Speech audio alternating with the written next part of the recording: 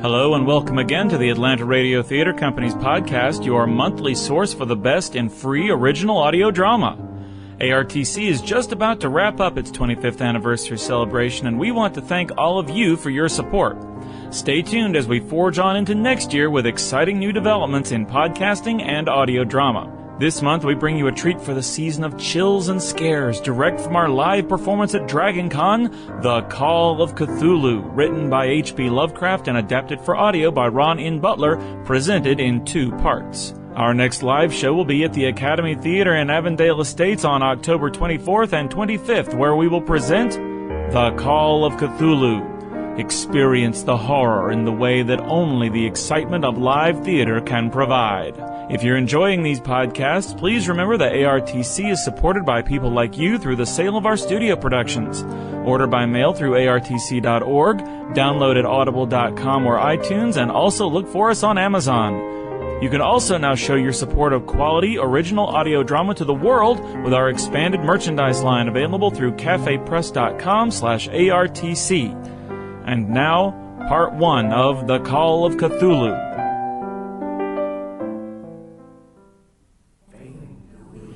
Mother one of Cthulhu, we one another Fatan, Shul Nikaraf, Yor Sabaf, Ya, Mul Shakak, Pashtoka, Pashtonika, Ria, Zalakem, Cthulhu. It is a mercy that the human mind is unable to correlate all its contents. We live on a placid island of ignorance in the midst of black seas of infinity. But someday, the piecing together of disjointed bits of information and knowledge will open up such terrifying vistas of reality and reveal to mankind how frightful is our position therein, and we shall either go mad or flee into the blessed oblivion of a new dark age. The Atlanta Radio Theater Company presents The Call of Cthulhu by H.P. Lovecraft, audio adaptation by Ron N. Butler. From the private files of George Gamel Angel, Professor Emeritus of Semitic Languages at Brown University, Providence, Rhode Island. A carbon copy of a letter to his nephew, Francis Thurston, Professor of Archaeology at Miskatonic University, dated May 15, 1925. My dear nephew, I'm having my lawyer, Baker, send copies of this letter to seaports from Yokohama to Christchurch, hoping to catch you before you return from your latest archaeological expedition in those parts. I would not attempt to contact you in such a desperate fashion had not events both strange and sinister disturbed me here in Providence. But I have been disturbed, no, frightened, by certain occurrences, not just here, but all around our world, and they seem to focus on the broad stretch of the Pacific where you are, or where I hope you still are. I find I cannot come directly to business without sounding either senile or demented. I have to lay out some groundwork. Fortunately, I can begin by referring to an object you are sure to remember, the grotesque stone idol you found, for you are an incorrigible snoop, as all we archaeologists are, on a top shelf in the back of my office. You were only a lad, but you'll remember it well. Good Lord, Uncle, what is that thing? It's the ugliest doorstop I've ever seen. Put that back where you found it, and quit pawing through my office. Between 11 and 12 inches in height, a monster of vaguely anthropoid outline. The face is a mass of squid-like tentacles, a scaly, bloated body, prodigious claws on hind and forefeet, and long, narrow wings behind. The thing squats on a rectangular pedestal covered with indecipherable characters. It was carved from a soapy, greenish-black stone with golden flecks and striations, like nothing familiar to geology. It came into my possession in 1908. The American Archaeological Society's convention was held in New Orleans that year. I delivered a paper on Maltese cult sites of the megalithic era, and then went on to an early dinner with my old colleague, Professor William Channing Webb, a philologist and explorer of no slight note. In his younger years, of course. We had reached the convivial stage of coffee and cigars when a tall man in a cheap suit strode up to us with a bundle in his hands and, without so much as a by your leave, demanded, "Is either of you Professor Webb?" "Now see here." Calm yourself, George. I am Webb, and you are Inspector... Webb had noted, as I had not, that the fellow had a gold policeman's badge pinned to his lapel. A curious design, a star within a crescent. I'm Inspector Jean Legrasse of the New Orleans Police. I've been looking for you half of the afternoon, Professor. Everyone here, I ask my question and they say, "Find Webb, he will know if anyone does." I am flattered, Inspector, but a question about what? About this. He placed the bundle on the table between our coffee cups and pulled back the burlap covering it, revealing the double of the statue in my office, but only 2 inches high. Webb picked up the grotesque charm and turned it over and over in his hands, while I remonstrated with our rude visitor. "Look, Inspector, whoever you are, this is obviously some crude Caribbean voodoo idol, and both Professor Webb and I are specialists Yes, I have seen something very like this. In fact, exactly like this. Excellent! Your colleagues were correct. Find Webb. Good Lord, William, where? High up on the West Greenland coast, 40 years ago. There was a tribe of degenerate Eskimos there who practiced a form of devil worship, something bloodthirsty and repulsive. Their idol was a thing like this, except carved out of sandstone. They practiced obscene rites before it, including human sacrifices. The other tribes told us, worshipping a supreme elder devil, this creature. I took a phonetic copy of the chant from their Angakok, the wizard priest. How did it go? A Feng Lui Muggle Wanoff Cthulhu Rilia Waganagel Pathan. And he and Legrasse finished the incantation together. Where has that chant been heard, Inspector? In the swamps to the south of this city. There are many practitioners of voodoo cult there, but this is not voodoo. This is something worse. And older, and more evil, and native to neither Louisiana nor Greenland. That is why you came looking for me?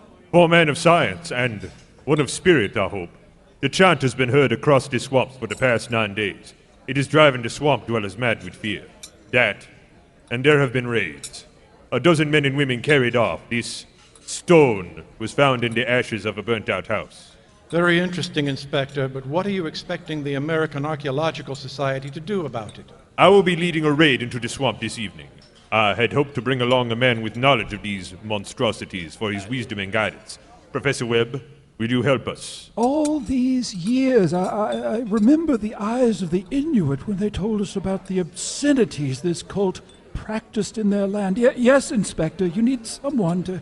William, you can't go. It's folly. But George, I must.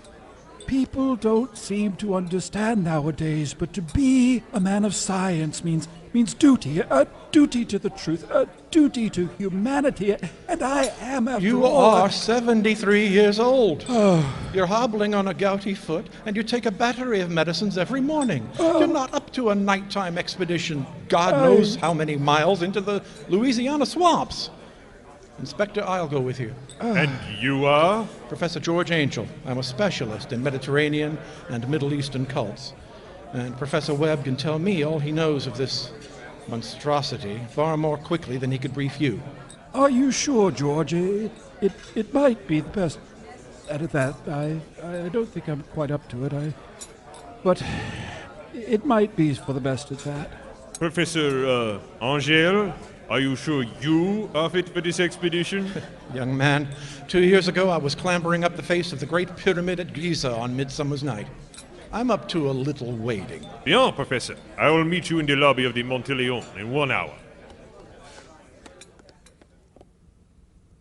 I should not have lied to Legrasse. I had indeed surveyed the Great Pyramid in 1889. Just getting to the scene of the action that night exhausted me physically. And what we found there... 2 horse-drawn buggies and an automobile carried Inspector Legrasse, 20 policemen, and me south into the desolate back country until the roads ran out. That took us to the largest of the squatter villages, whose headman had come to the New Orleans police begging for help. That same headman led us to the swamp beyond, and through smaller clusters of decaying shacks in which terrified people huddled.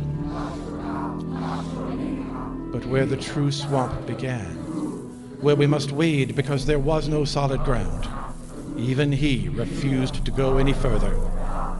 And when a blood-curdling shriek cut through the gathering night, that where they ran away to, Legrasse and his men and I were left to make our way unguided into the darkness, drawn on by the chanting, the drums, and the howls of the damned.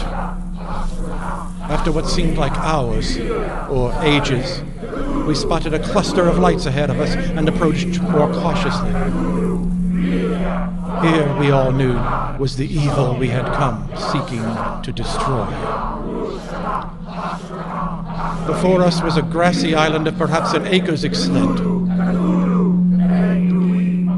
in the center of which stood a granite pillar, 8 feet in height and ringed with bonfires, and on top of which squatted a larger twin to the noxious amulet resting in Legrasse's pocket. A dozen white poles stood around the edges of the clearing, each hung with a long scarlet banner. In the face between the poles and the ring, a fire, a horde of human abnormality, devoid of clothing, were braying, bellowing, and writhing, swaying from left to right in worship of the monstrosity at its center.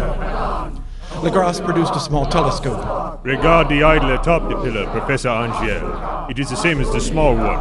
I'm not surprised, Inspector Legrasse. Could I borrow your spyglass? Of course. Letourneau, Baldwin, each of you take 6 men and circle around. You to the left and you to the right. And when you are in position, we will rush them. You may wish to make more haste, Inspector. If you'll look through your spyglass, sir, you'll see that those are not flags hanging from those poles. They are the flayed bodies of men and women. And I think some of them may still be alive. Webb, you will recall, did say they practiced human sacrifice. My God! You have 2 minutes, now move! Alas for planning, Legrasse's men did not get those 2 minutes. Some constable, more excitable or more squeamish than the others, fired his pistol. The scene disintegrated into chaos and combat.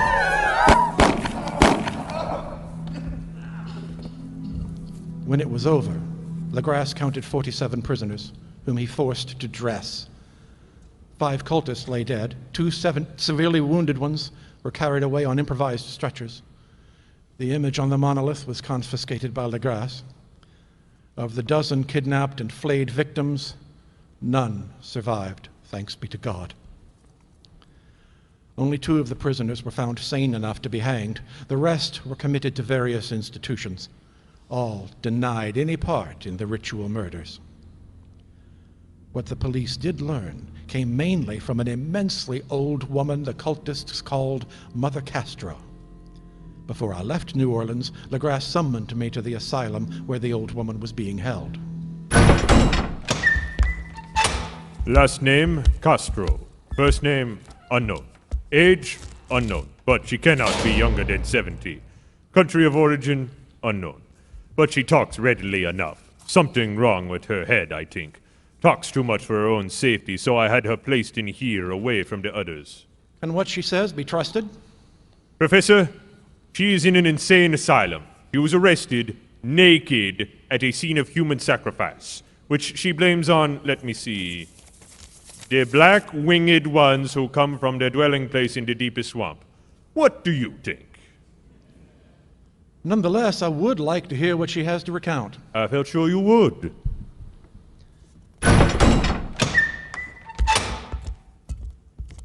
Long before there were men, the great old ones came to the young world out of the sky. They were not made of flesh and blood, or the stuff of our world. When the stars are right, they can plunge from world to world. But when the stars are wrong, they cannot live. But although they no longer live, they never truly die. They lie in stone houses in their great city of Relia under the waters, preserved by the spells of mighty Cthulhu, to rise again when the stars and the earth once more are ready for them. And you, your people, they watch over the great old ones. The old ones told their secrets and dreams to the first men, and the first men formed a cult. It has always existed, and always will exist, hidden in distant wastes and dark places across the world, until the time when great Cthulhu, from his house of stones in Relia, shall rise and rule the earth again. Someday he will call when the stars are ready, and we will be waiting to free him. So this great Cthulhu cannot free himself? Some force from outside must arouse them. They lie wakeful in the dark as the uncounted years roll by. They know all that occurs in the universe. Even now they talk in their tombs. That is not dead which can eternal lie, and with strange eons even death may die. Tell me, Castro, what does this mean? Feng Lui, No, Muggle no, Wanak no. Cthulhu. You must not Really? speak that. No, it is forbidden What does it to you. mean, Castro? In his house at Relia, dead Cthulhu lies dreaming. And where is this Relia, Castro? No, I cannot tell you. I may not speak of it. To speak of him is death. And when will he awaken, Castro? Do not When? ask me. Do you know? Do not ask. Even to be asked is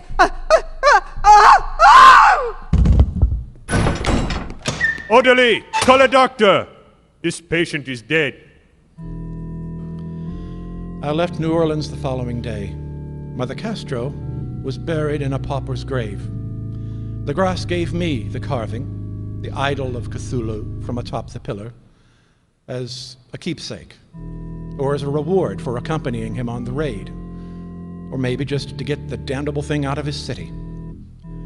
When I got back to Providence, I put it on a back shelf in my office and tried not to think about it. I succeeded, too, until a few weeks ago. I was grading papers in my office on the 2nd of March when... Hello? Professor Angel? Who's there? It's not office hours. That's all right. I don't have an appointment. Who are you? Are you one of my students? No. Are you sure? I swear I've seen you in Survey of Egyptology. I'm not a student here. I go to the Rhode Island School of Design. Then you want the arts department. That's over on... No. I'm looking for an archaeologist, possibly a philologist.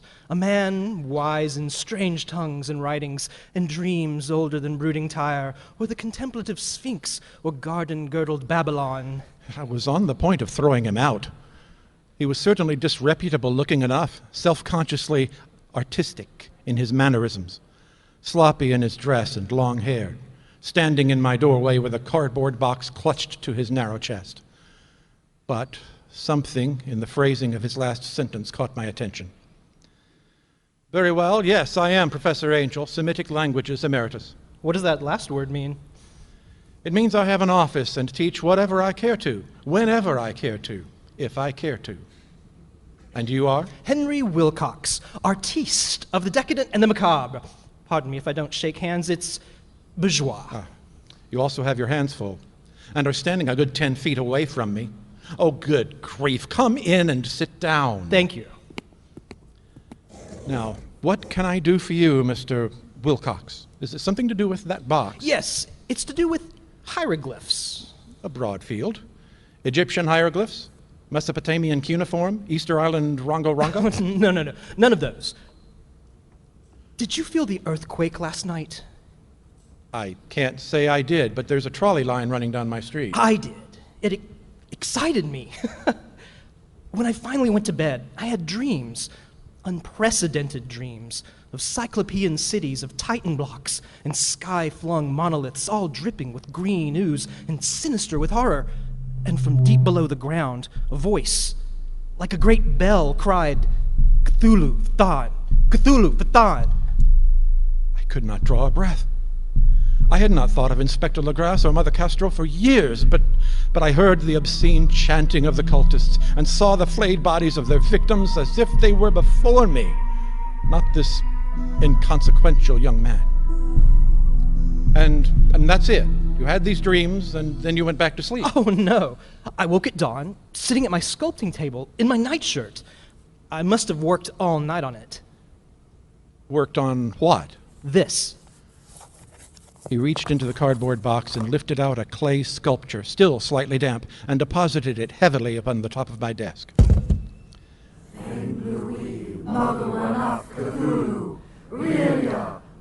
It took all my will not to look behind me to see if Legras's stone fetish had not come to life and climbed down from my dusty shelves. For this was Cthulhu. Ape's body, bat's wings, dragon's claws, tentacled visage, in clay instead of stone. And not squatting, but climbing out of a stone slab coffin, reaching for the stars, the moon, dominion over the earth. I stared at the thing in perfect horror. See, the hieroglyphs I wanted to ask about are incised on the sides of the sepulchre. What? Oh, no. I'm afraid they're like nothing I've ever seen. Oh. What a disappointment. Well, I needn't take up any more of your time. No, Mr. Wilcox. The figure you've sculpted here, is that a frequent subject for you? Oh, goodness, no. It's striking, powerful, demonic even, but I had never imagined such a thing before. It was in my dream, too. Really? You're sure? I am an expert on the subterranean cults of the megalithic age in the Mediterranean. I know some of the symbolism has been picked up by popular culture, even by cults. Cults? How stimulating. And I know that cult activity has a certain attraction to the artistic mind. And how, let me tell you, some of my friends are pretty weird. So if you were a devotee of such a group, I would hold that fact in strictest confidence. No, sorry, Professor Angel. None of that cult stuff for me. I'm an orthodox theosophist. I see. Mr. Wilcox, let me ask you a favor. If you have any more of these striking dreams, would you come by my office or my house the next morning and tell me about them? You can count on it. Well, I'd better be going. Oh, better take my sculpture with me. Please do, Mr. Wilcox. He was as good as his word, and voluminous in his imaginings, if they were imaginings and not visions, terrifying visions. He came to my office the next morning, and the next, and the next, It was all I could do to keep up with him as his dreams poured from him. Professor, the most astounding images last night. Shall I begin? Yes, of course. Let me get a pencil. It seemed to me in my dream that I skimmed across the glassy surface of a great sea under a livid sky of writhing, blood-streaked clouds. This Wilcox turned out to be the grandson of an old friend of mine, Colonel Alan Wilcox. This grandson was a precocious youth, but also a young man of great eccentricity. He had from childhood regaled family and strangers alike with strange stories and accounts of his dreams. He called himself psychically hypersensitive. Acquaintances whom I interviewed called him, well, a number of things, mostly vulgar. And called imperiously for mankind to arise on a pilgrimage of liberation and restoration, of destruction and doom, of rending and eating. Wilcox had been studying sculpture at the Rhode Island School of Design and living alone at the Fleur-de-Lis building near that institution. His hours and habits were irregular, his acquaintances disreputable and dubious, but there were no hints of the fraudulent or criminal, or occult in his background. Whatever the source of his visions, whether he was originator or conduit, they seemed to me to be genuine and terrifying. That showed the creature I sculpted from clay in the dawn after that first night of revelations. Nor was Wilcox the only inhabitant of Providence to be dreaming strange dreams that March. Oh, average people in society and business seemed no different. But the university's aesthetes, poets, artists, seemed drawn and worn, given to whispered conversations and downcast eyes. And there were riots in both Federal Hill and Mount Hope, riots the police could not put down before dawn.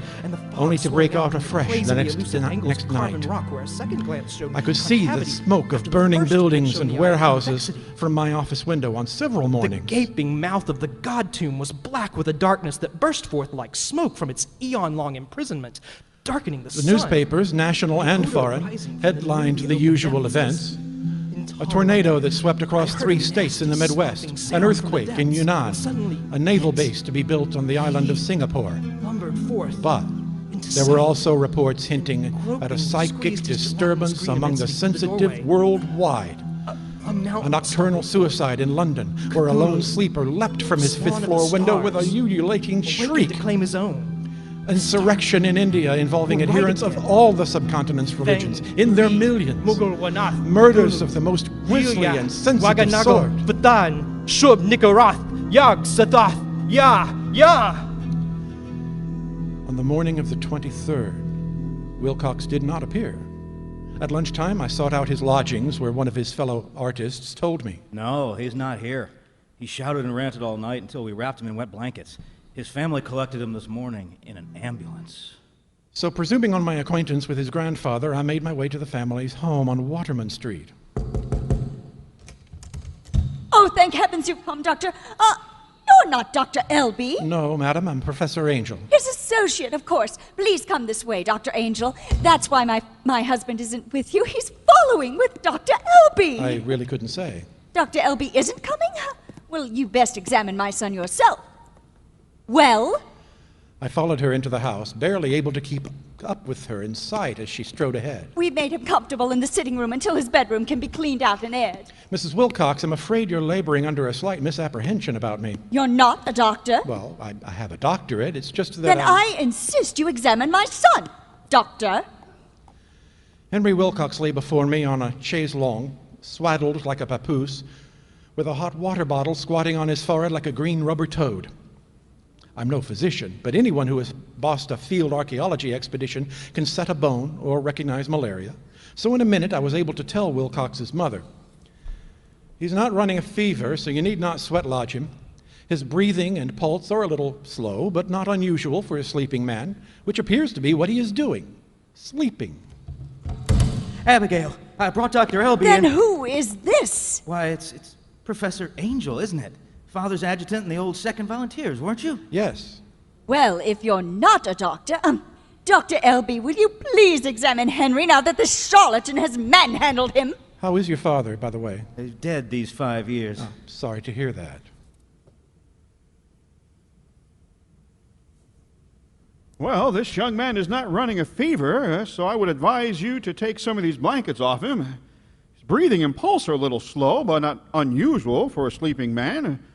What seems to be the problem with him? My son has always been sensitive and high-strung, neurasthenic. Last night, or so we were told by the ruffians at the house where he has rooms, he became very agitated and had to be He had to be restrained. Mr. Wilcox and I brought him home this morning. He was, as you see him now, sleeping, but we cannot wake him. In that case, I advise you to let him sleep.